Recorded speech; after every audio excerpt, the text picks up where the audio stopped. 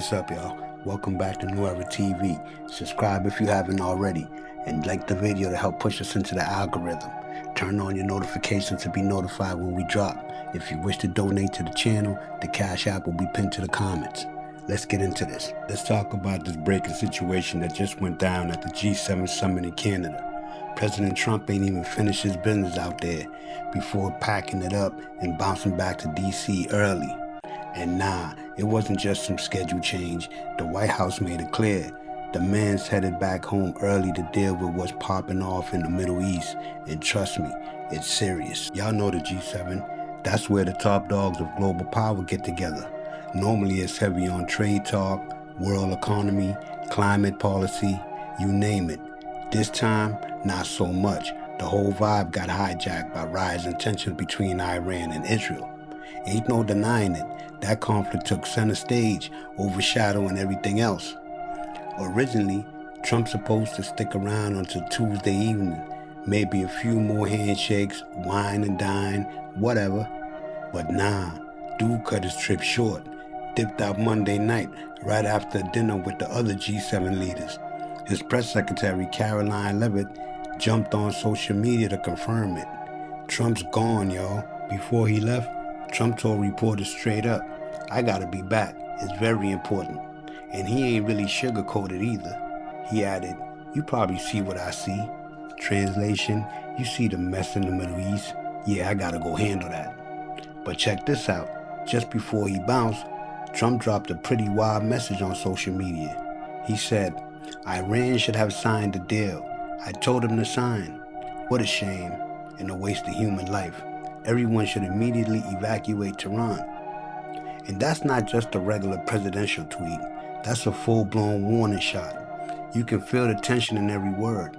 The U.S. is clearly watching Iran like a hawk, and Trump's making it loud and clear that things are escalating fast. Early in the day, Trump still managed to handle some business before ghosting the summit. He met up with the new British Prime Minister, Keir Starmer, just to iron out a few last-minute details on the trade deal they announced last month. So he ain't leave empty-handed. Then he sat down with Canadian Prime Minister Mark Carney. And of course, trade came up again. Gotta keep the allies close, especially when the world's heating up like it is. The big conversation,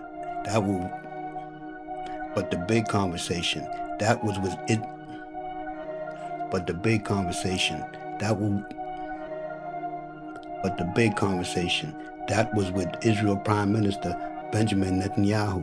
Trump told reporters he's been in constant touch with Bibi, texting, calling, probably even FaceTiming. Who knows?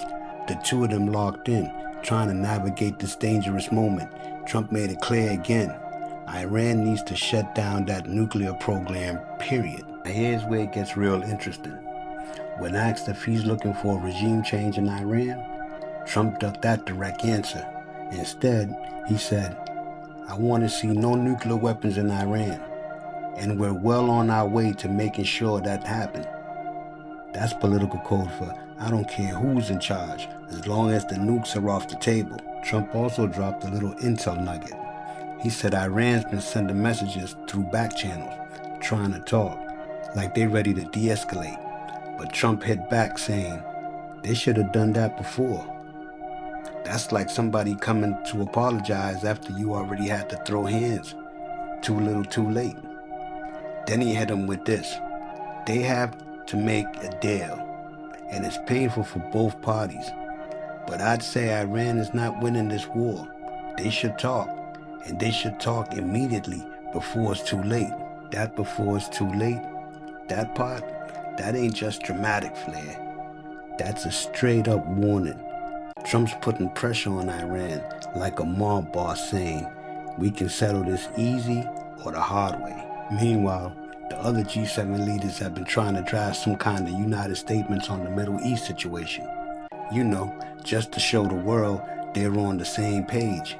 But according to Stefan Cornelius, a German government spokesman riding with the U.S. press crew, it's basically in America's hands. They're all waiting to see if the U.S. signs off before anything official goes public. So let's break this down real quick before we wrap up. Trump bails early from a major global summit to deal with a potential war brewing overseas. He warns Iran publicly and dramatically, saying they blew their shot at a deal and that Tehran should evacuate.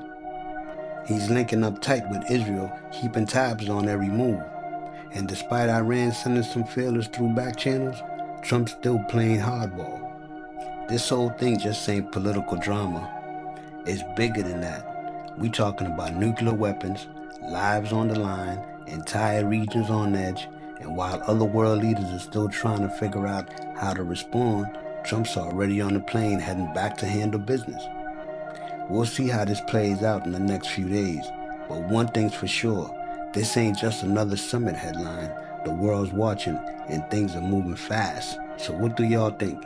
Is Trump making the right move by cutting the summit short to focus on the Middle East?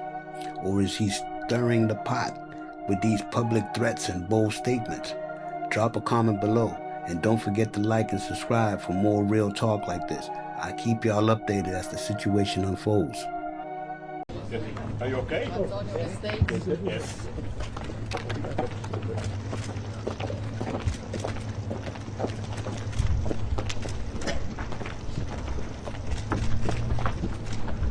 Why are you doing the G7 early?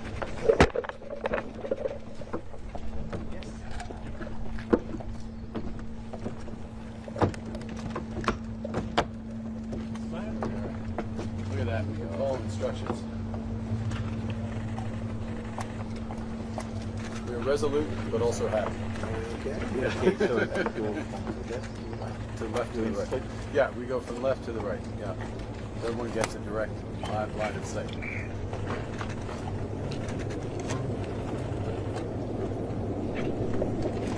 Ready, guys? No? Okay. Very good.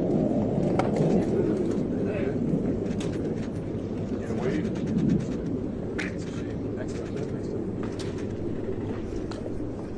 Okay. Okay. Thank you. Okay. Thank you. Thank you. From the NK why are you leaving the G7 early for Washington? Well, I have to be back. Very important. I want to just thank our great host. He did a fantastic job. Thank you. In Canada. But you probably see what I see. And I have to be back as soon as I can. We're going to have dinner with these wonderful leaders. And then I get on the plane. I have to be back early for obvious reasons. I loved it. I tell you, I loved it. And I think we got a lot done. Really a lot done. In fact, UK, we signed a big trade deal today, and we're working on others. But we had just a really great relationship with everybody, and it's really nice. I wish I could stay for tomorrow, but they understand. This is there a reason, big. Mr. This is President, big you stuff. can't do your business Do you have from questions here? for anybody else? Have you ever reached the other day?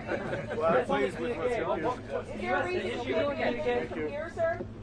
We've got a bit more work to do, so we'll go do it over Mr. dinner. Carney, But have thank you very much. been briefed on this?